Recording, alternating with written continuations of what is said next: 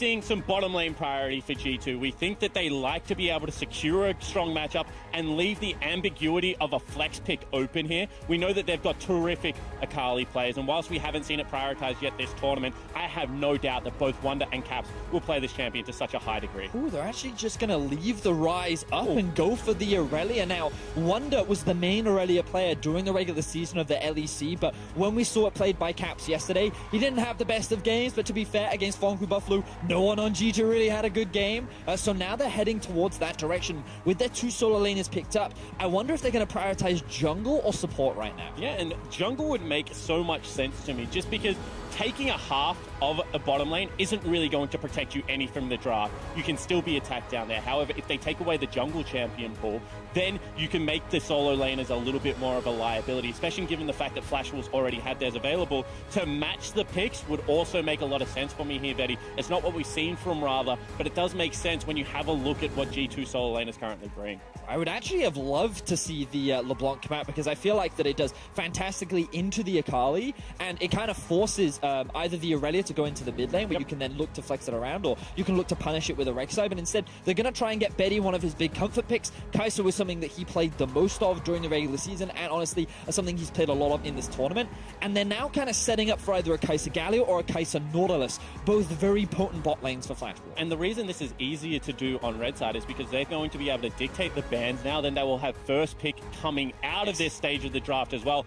Ultimately means they can leave counter pick for Rather down to the very last pick if they wish to hide something as well. I like the adaptations in draft here from Flash Wolves. All right, we're into phase 2. Braum is banned away. Galio was banned during the first phase. Gangplank is now added to the pool as well. Just an interesting tidbit that both Perks and Wonder have run a unique champion every single game of the group stage thus far. If that Akali ends up in Wonder's hands and we see what Perks wants to run the bot lane, there'll be a little shenanigans afoot, and there's a Kalista ban in phase 2. Wanted to tie into your point, Spawn, from earlier, where right now Flash Wolves are very clearly saying we're going for Nautilus. We're going to lock that one in. Your G2, we don't think you're going to have any answers to it, but right now I'm thinking of something like the Morgana. And the fact that G2 have chosen not to ban the Nautilus suggests to me that they must have something prepared, and they're more than fine giving that pick over to Shouse. Especially when we've seen G2 run multiple different kinds of counters. The counter where we're going to try and run something to beat you in lane, or that we're willing to hold up 2v1 in this lane and potentially look to roam around the map. That's the thing that gets fans excited about G2. They don't play League of Legends necessarily by the similar rules as other teams, and they are willing to flex that. Ooh, we're actually seeing a pivot, so Flash Wolves taking it to the next level, and hang on, immediate Draven lock-in. We'll get to that one in a second, but there's the Morgana that we were talking about, Spawn. The thing is from Flash Wolves is they wanted to have the choice to go for the counter pick. The problem by not locking in the Nautilus right now, well actually I say the problem, the advantage of not locking in the Nautilus now is they can pivot away from playing into the Morgana. I'd be very surprised if they voluntarily pick this matchup, because it gives a lot of bot lane priority over to the G2 duo. And not only that, you'd have counter pick in both positions now. You know, Draven historically has been seen as that counter pick to the Kai'Sa, just out ranges, out damage early in the game. So Flash will say, you know what, we team fight, we pick for team fight a lot in the bottom lane. We're still going to stick to our guns. But you would have to say that the way this draft went is heavily G2 focused right now. The flexibility of the solo laners, the tie-in jungler for the top side of the map, and then counter pick bottom lane. Kind of every box we wanted G2 to hit coming into this game. I feel like G2 can be very happy with their draft, and we didn't touch much on the Sejuani, but it does bring that extra engage for the team that has multiple split pushes. So even though Akali and Aurelia often work in this 1-3-1, Akali and Aurelia often one of the best split pushes at team fighting as well. So you combine that with a Draven with a Black Shield and the Sejuani ultimate, G2 have options to fight around these neutral objectives. In saying that, Flash Wolves is all about the team fight, so I don't expect the collapse to come in. I expect the isolation, the separation, play the map, get the experience leads, because we saw against Flash Wolves yesterday, TL kept fighting and they just kept losing against this LMS squad. Oh, it's going to be interesting to see what G2 can put on the board. Perks is his third Draven game this year. He's won one and lost one back in the LEC, but the stakes are significantly higher. If G2 Esports take down Flash Wolves right now, they will guarantee themselves a spot in the best of fives, in the top 4 at MSI going into the semi-finals. G2 Esports, let's find out whether or not they can do it as they take on Flash Wolves here.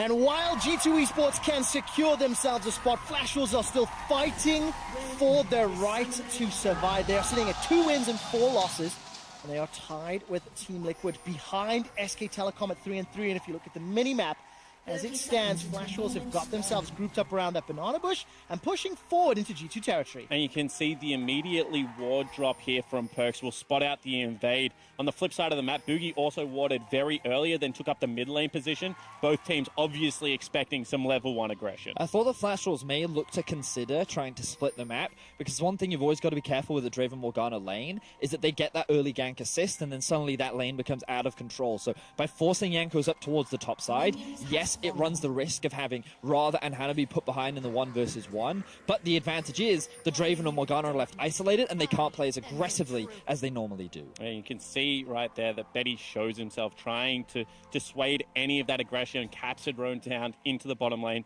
They obviously do want to protect Boogie's positioning on his first clear.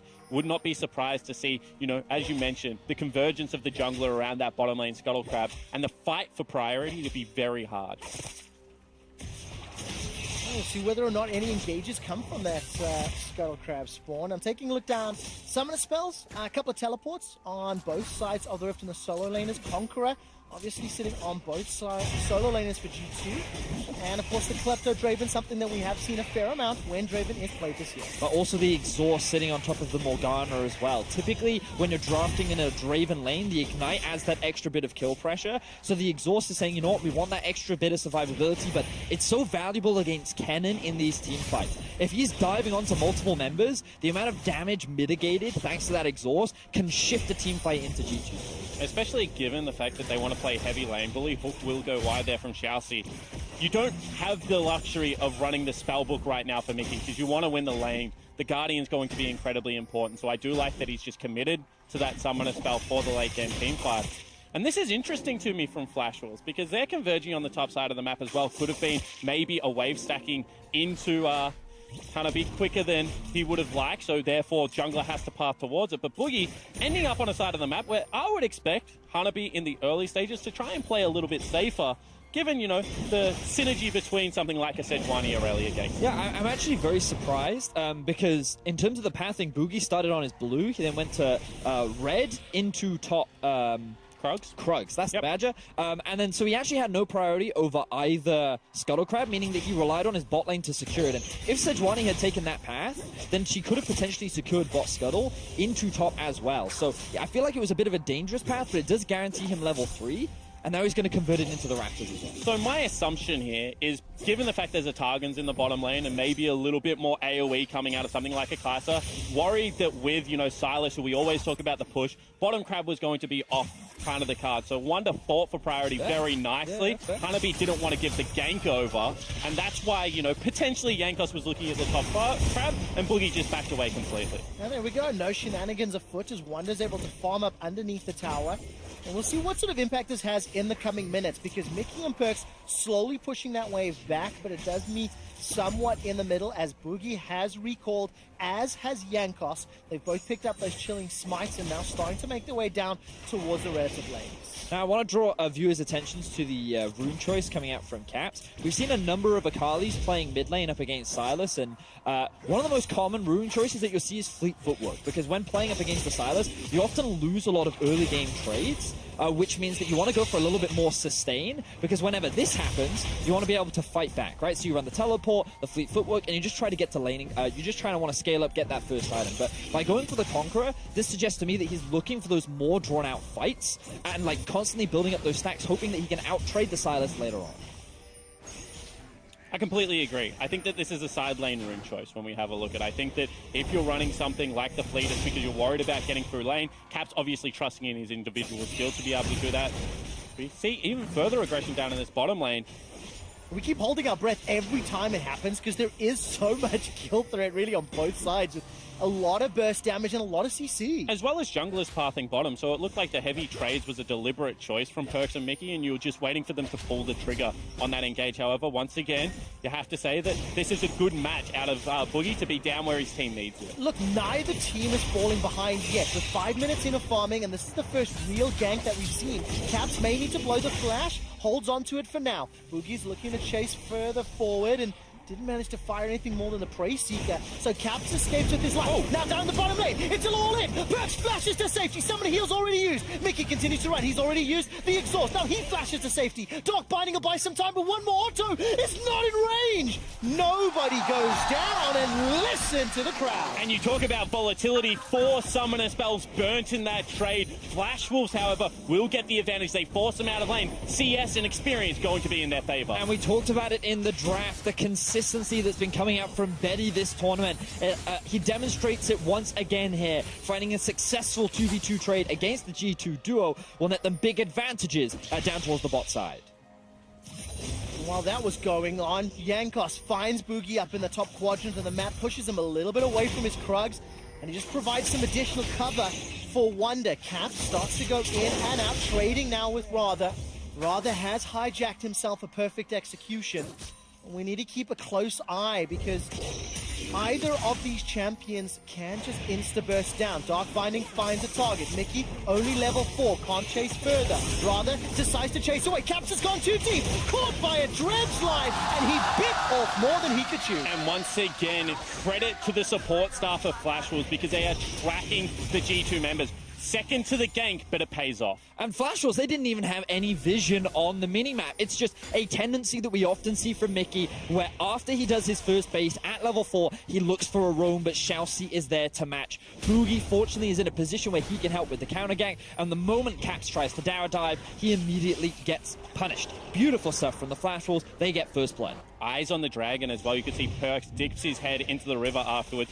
And initially, this looks great from Mickey. It gets the ultimate out. You do have to question the over-aggression. Caps, even if he had have picked up the kill, certainly would have needed to burn a summoner spell at the minimum. Bit a little bit too far. And great execution there from Rather as well, because the moment that Caps was underneath the tower, Rather hits him with the W, gets a huge burst of heal as well. So all that execution damage that's supposed to come out from Akali, it looked like he didn't even do any. So there was no situation where he could trade the 1-for-1, and Rather comes out on top. I feel anxious as a European viewer now when I see Rather's competency on the Silas. He has been going toe-to-toe with Caps and willing to pick out his fights and trades. And, you know, he's got this advantage with the assist under his belt.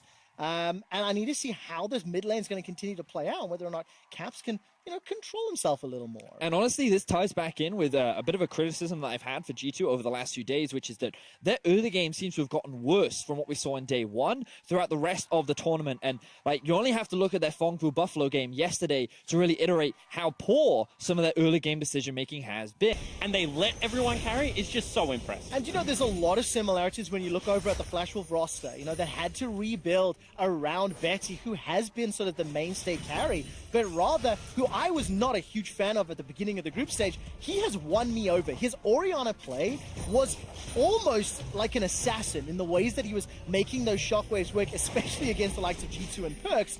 And as we can see, Betty and Xiaoxi, I thought there may have been some engages there from Yankos. It didn't work. Yeah, it certainly didn't want to pull the trigger there. I think, once again, just trying to allow his team to push in a little bit more safely. One thing I will say about G2 is Flash Wolves, this is a team that didn't have the best regular season. However, came into the best of 5s very prepared, especially the Mad team best of 5. And I think that even throughout, you know, the play in BO5, they showed that they are very good at scouting out what a team wants to be able to do and then enacting the counterpoint for it. And what's fascinating to me about this Flash Wolves and the old iteration of Flash Wolves is the old Flash Wolves always used to come into tournaments looking extremely strong. They actually upset a lot of teams, and then eventually they'd get figured out. Whereas this team seems to be the exact opposite as they slowly start to ramp up. Yankos just gets eliminated. Yankos was stood on top of a ward. He had his ultimate stolen away, and yet he still pathed down towards the bottom lane. Easy punish for Flash Wolves, and it's not a mistake you can afford to keep giving this team who is ramping up. Flash Wolves 2-0 up, and now 1,000 gold in the lead. However, in this time, Caps has dug into Fog of War. Hanabi has a pushing wave. You can see how hesitant he is to go forward. So close. I'm waiting to see whether or not Caps jumps out. The observers have toggled the G2 and Flash Wolves' respective vision. So obviously Hanabi wasn't aware. Caps decides not to waste more time. The minion wave is crashing into his tower, and he's gone back. And you can see that potentially right now G2 want to play towards the top side of the map because they've got the 2 control wards in the bottom side river. This shows me as potentially a hook is on. All right, Dredge Line will find its target. That's an easy stun onto Shoutzy, but Mickey's dropped so low. Whirling Death and one more spinning axe allows Perks to pick up the kill. I didn't see what the bonus gold was on the minimap. Rather, had already left lane, and G2 are on the board. Yeah, they certainly are. That's a great gank enacted after, this proper vision set up here for the G2 lineup. All right, another engage in the middle lane as Rather and Caps are trading back and forth. Hijack is on cooldown, so Rather can't get the perfect execution. And G2 Esports, they claw back the goal deficit. So even though we see Flash Wolves being the more proactive team in the early game, punishing the mistakes from G2, the goal is surprisingly even.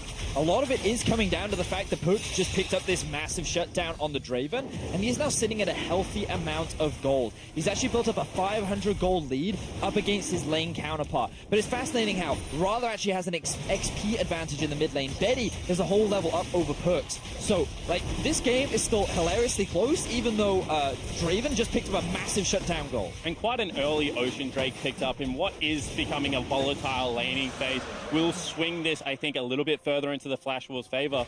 Shades of this Draven build reminds me a little bit of Bankplank. You got the Klepto to start taking up some gold. You got the fact that you only need to be able to CS well. One kill changes kind of the course of what the bottom lane of the map looked like it was taking. I mean, it does. There's still a 10 CS advantage in a completed Storm Razor, but here's a replay of how Perks got the kill. So here we see a pushing wave working its way towards G2's duo. So Flash Wolves feel confident to try and force this because it looks like G2's overextended. They don't expect Jankos to, after just dying, immediately walk in through the lane, so they end up getting punished for a slight overstep. And let's talk about why they didn't expect Jankos there. He had cleared his bottom jungle and then had the full top jungle available, and Caps was rotating up there, so there was no vision topside.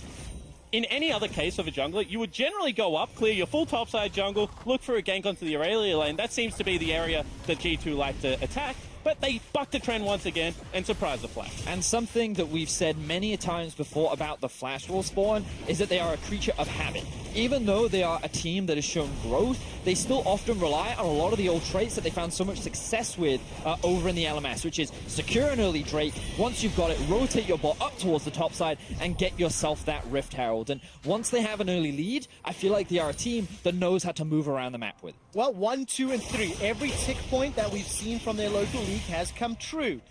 First Drake picked up, first Herald picked up. The duo lane continues to siege and put pressure on the top lane, and Rather has already used that hijack. Jankos sitting with the ultimate available if he wants to jump in.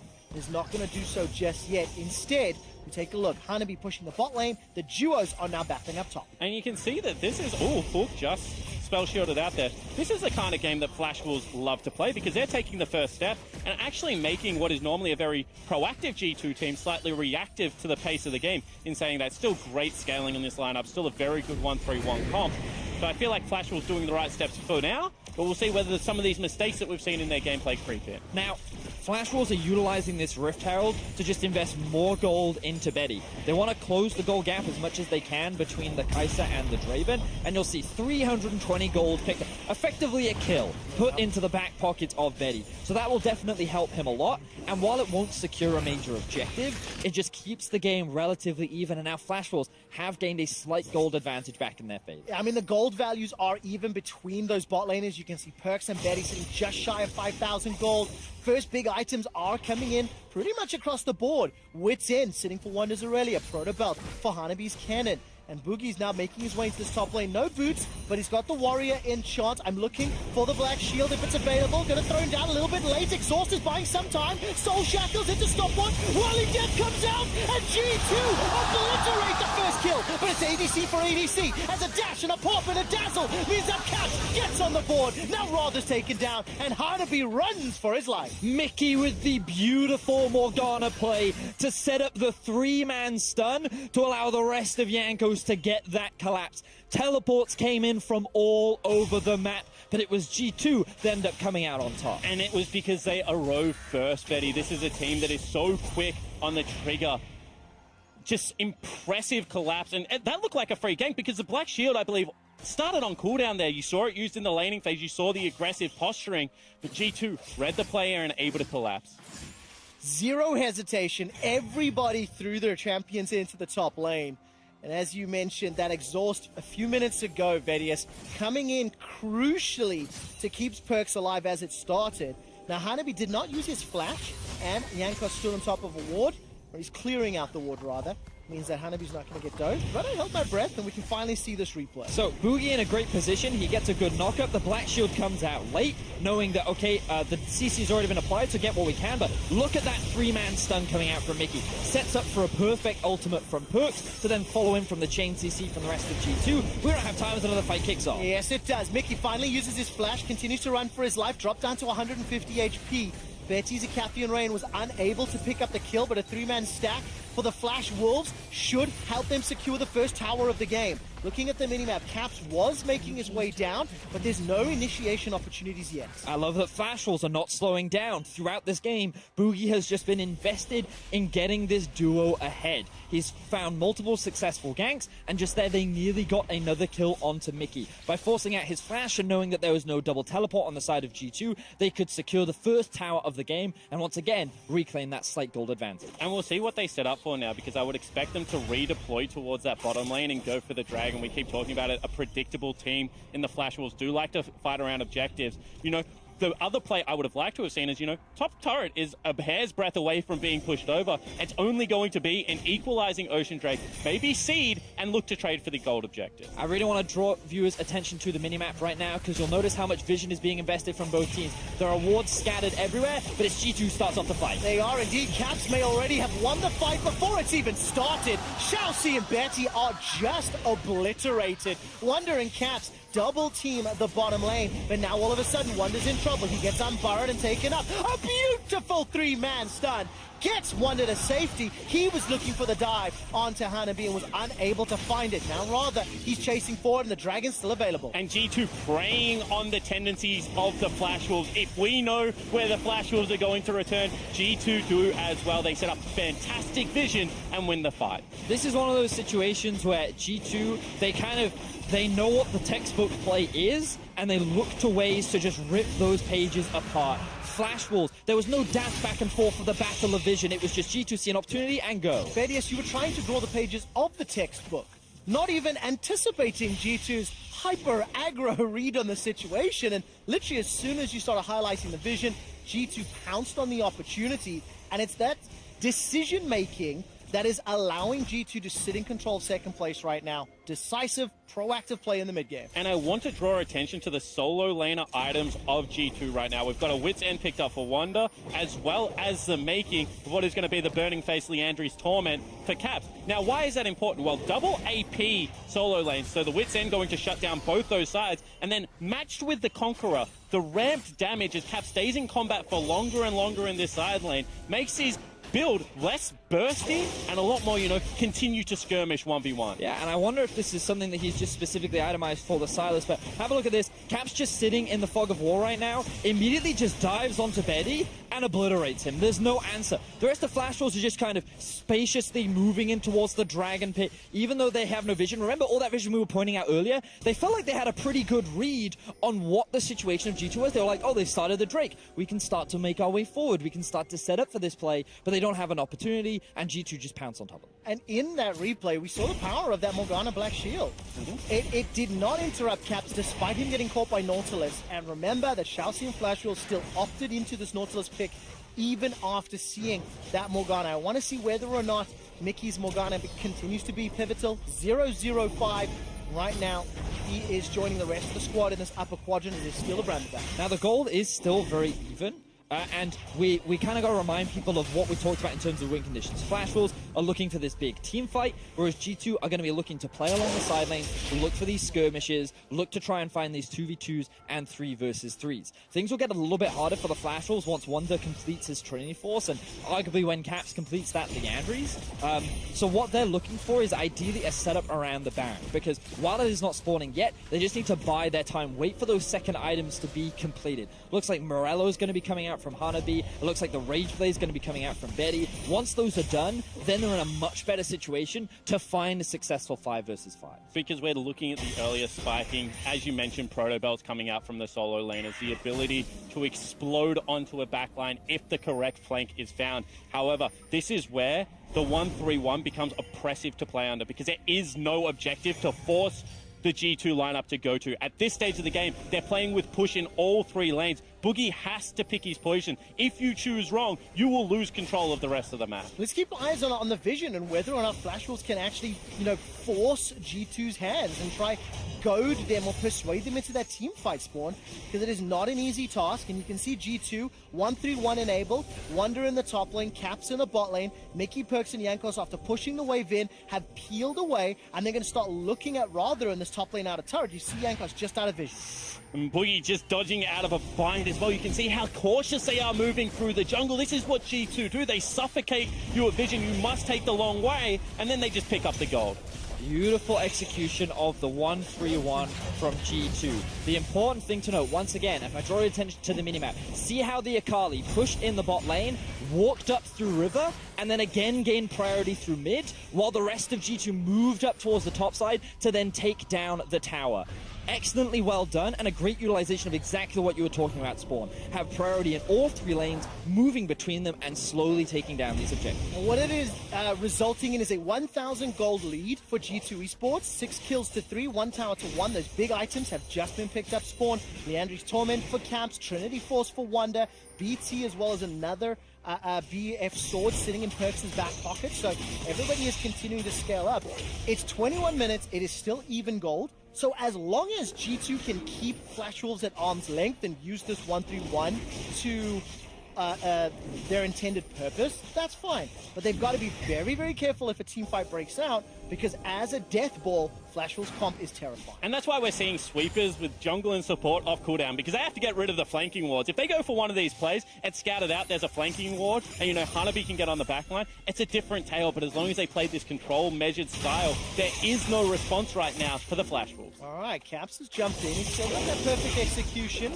So does Rather now. Gets stolen away, traded, and Caps doesn't even lose 10% of his HP. If Lolly Sports Instagram doesn't do a mechanics of that, then I'm going to be disappointed, because that was just flawless. Let's not forget that it was Caps who was finding the solo kill on Jensen in the reverse matchup. The guy demonstrating that with just slight changes in the build path, going for the Conquer, going for the early Leandries, it gives you so much extra dueling power in this 1 versus 1. Beautiful development of the build from Caps. Especially that when you think about it, the ability for Shroud to keep you in combat for longer period of times whilst not being under danger makes the Leandries quite easy to stack up in that regard. And with all of this map pressure, you can see that now as Flash Wolves playing very much on the back foot. Just in the last few moments, all the outer turrets go down, the Cloud Drake goes over to G2. They have control. Spawn, just like that, you blink and it's a 3,000 gold lead. As you mentioned, the towers have fallen, the kill is secured. All right, stun comes out here from Wonder. He's looking for the dash. Vanguard's edge goes out, buying some time. Teleport's starting to be channeled. Flash has already been used. Wonder is shut down, taken down as Caps completes the teleport. Now he's going to make it in range for Mickey. Mickey's going to throw down the black shield, but there was no other support. Perks and Jankos were not there, and it cost a teleport from G2. Now Flash Wolves finally find a good punish as Wonder overstays. There was nothing on the rest of the map for G2 to get, but now Shasi might be caught out himself. All right, Caps is looking to burst him down. He's got the black shield on. Flash is available if needed. Whirling Death comes out. Shasi flashes to safety. There goes Caps. Picks it up with a 5-point strike. Now Rather's running for his life. He stole away an ulti, but I didn't quite see what it was. Now they come to Slicing Maelstrom. Hanabi stuck in the thick of it. Goes golden thanks to the use of the hourglass. The tower's falling in the back end as now Boogie is trying to zone away. Mickey gets jumped on by Betty. Betty gets one. Now all of a sudden G2 are running for their lives. Teleport being channeled. Can Wonder be the hero? All of a sudden Rather gets another in the back end. That's under Unburrow underneath. Betty chases, turns around, back into Perks. They trade 1 for 1. This is a slaughterhouse with everybody taking one another down, and it's Wonder that closes it out. Wow, what an insane fight between the two teams. Extremely close, but it is G2 that just barely come out on top. Remember, this all started off with Wonder getting picked off, but then G2, they actually tried to go for a 4 versus 5 by starting off by looking for a pick onto Xiaoxi. And just the changes in the teleports, in times gone by, that would have been a cancel. There wouldn't have been this many people on the top side of the jungle, but there was, and the confidence of G2 comes out. As you mentioned, genuine 4v5 with the members of G2 trailing to the fight, but still looking for those kills. I mean, initially looks like a 2 versus 4, you know? Cap's just doing what he can to buy time for the rest of his team to show up, and Betty slowly making his way on the flank. So Hanabi does a great job of buying time, but when the map splits up, this is when the solo laners of G2 start to pop off. And again, Betty, it's just Mickey's exhaust that makes sure that the health bars are a little bit more topped off than we would have expected from this Proto Belt Cannon. And then Caps and Perks happy to play cleanup through. You can argue about, you know, the patience of Perks here waiting for the solo laners to come in, but this is how they play. They want to be fast, and they're catching the Flash Wolves off guard. He didn't see it at the time, but rather had stolen away the Soul Shackles. Nobody chased him long enough to get the stun. And as we come out of the replay, it's still a 4,000 gold lead in favor of G2 Esports. 2.5 big items across the board, but I see a terrifying Kai'Sa with the Rageblade Storm Racers as well as a Hexstorm. Yeah, and G2 right now are starting up the Baron because they're the only team without teleport available. They need to force Hanabi to use it. They might just be able to take this one in fog. Yeah, I don't really know how low it is. They've decided to peel away as the engage comes in. Caps is looking for Xiaoxi, goes immune thanks to the Shroud. That's unstoppable already. Continuing to chase a little further. Rather stole away the perfect execution, but look at the minimap. Hanabi, he's going to get out of range of the stun. Wonder's looking to chase him down though, and Hanabi may be able to use this blast cone for some additional distance. Hops over the wall, but if you look at the minimap, he's starting to be chilled. A teleport just for this? That's fantastic, and he's going to escape, get the Vanguard's Edge as well. And G2 get exactly what they want. They get the teleport, but they also pick up a kill. That is just such aggression out of Cap. Can we also just appreciate how disgusting the Morgana-Akali duo is? The black shield onto an Akali that's just running in your face. What can you do about it? Like, there's absolutely no options other than to just sit there and die. When you have so much damage on Caps, level 15, 2 major items completed, even picking up the Oblivion Orb as well. Caps is so strong, and every time Flash Wolves try to walk into their own jungle, there's the risk of someone dying. And it's so important to note that Flash Wolves want a team fight. They want a 5v5 sort of front-to-back, head-on style fight. Maybe they can flank with Hanabi, of course. They're not getting that. That previous big exchanges that we've seen spawn has been when G2 have teleported in and finished what Flash Wolves started. Yeah, and that makes the game very difficult for Flash Wolves to play because if you're not winning the split push and you're not winning the team fight, well, G2 are kind of beating you at both areas of the game. Not to mention that now Hanabi's teleport is very far behind both Caps and Wonders. Well, Betty's gone. That was just, you know, Jankos hopping over the wall. A little bit of an Arctic assault, and this will open up the tower. G2 Esports, when they have found a kill, many times it has been flawless and clean. Tower number 4 falling in G2's favor. They're now setting their sights on the inhibitor turret. There's simply not enough power to defend. Wonder's going to look for the stun and not find it yet. Where's the rest of the minimap? Rather, defending the top lane with the help of Boogie, and Perks is now trying to push Hanabi away. Caps holds on to 2. The inhibitor falls. G2 are not done yet. Continue to step forward, literally just pushing Flash Wolves to the absolute brink. And they go for the pick on top lane. They do try and go for the creative play. There is an Infernal Dragon as well as Baron available. But Caps, you know, plays a little bit safer this time around, able to back away. And G2, as they withdraw, just taking all the resources off the map. This has been such an impressive mid-game after what was a disappointing early game. And this is why, you know, analysts are so excited about the different areas that G2 can beat you. It's not just come out and blitz early game. They've shown in back-to-back games now that if things go all right, they stick to the plan and they're able to bring it back. I mean, this is the thing, right? So Flash Wolves, the thing that makes me happy is that Flash Wolves are continuing to prove their early game. Sure. Right? Now, the question marks is how well they're transitioning that early into an effective mid-game. And unfortunately for them, one of G2's biggest strength is their 10 to 25 minute mark when they complete their first items and they can start moving around the map. And unfortunately, Flash Wolves haven't really been able to set up for a situation where they could get the ideal fight because, again, G2 are just so good at finding those small windows to look for picks, go for skirmishes, and find those small fights. And in so many of the plays so far. It's been that half a second, very confident communication that it has allowed G2 to get the edge. They didn't play this game from an advantage. They were taking 5v5 team fights, so not even necessarily with the better comp. But what they did have is a communication and the confidence to be able to go for their plays and secure it. And now continuing to bait around this Baron area. So now Flash Wolves, their best bet is to try and steal away the Baron or get a good fight in the Baron. But unfortunately, they're slowly being starved out of vision. The entire top side of the map has gone completely dark. And the bright side for them is that G2 don't have necessarily the fastest Baron, but if you can't even approach the Baron, how exactly are you going to stop it? And if you can't win a team fight, because Mickey still has exhaust every time Hanabi comes in, regardless of whether it's a level 16 cannon, he's just been shut out. All right, Baron being dropped down, 50% HP. Boogie, Shalsi making their way up. Caps decides to engage. Remember that Black Shield does so much work. Baron's already picked up. Rather is now caught in and amidst the G2 members. He's trying to escape. He's got a stolen Morgana ultimate.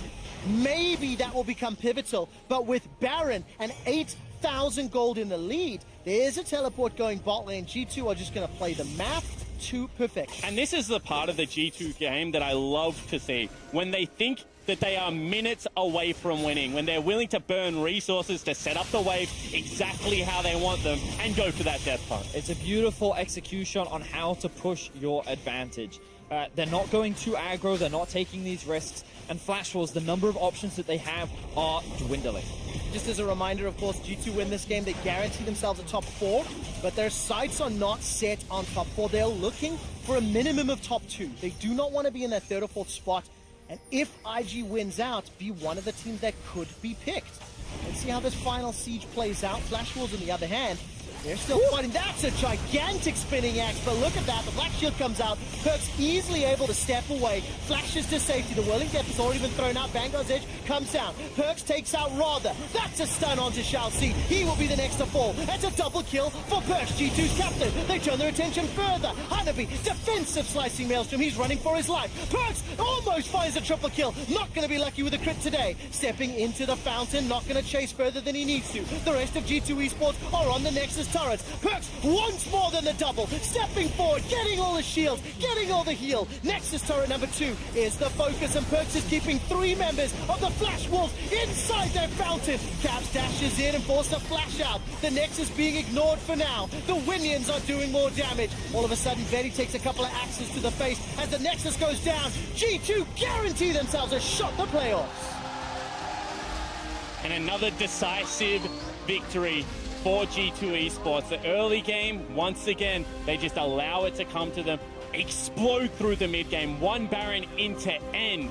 As soon as this team gets any advantage, they close. Yeah, it certainly was, and the way in which they moved around the map was beautiful. I feel like that they got the kind of draft that they love to play. They had 2 exceptionally strong solo laners. They got themselves a strong 2v2 in the bot side of the map that, while it did struggle at times due to the pressure that Boogie was applying, it didn't slow them down at all, and they found a lot of successful plays in the mid game. And this is why I say they're well coached, because I always have questions about what are they trying to achieve? When do they feel like they come online? They've changed the item builds. What does that mean for the game and how it is going to play out?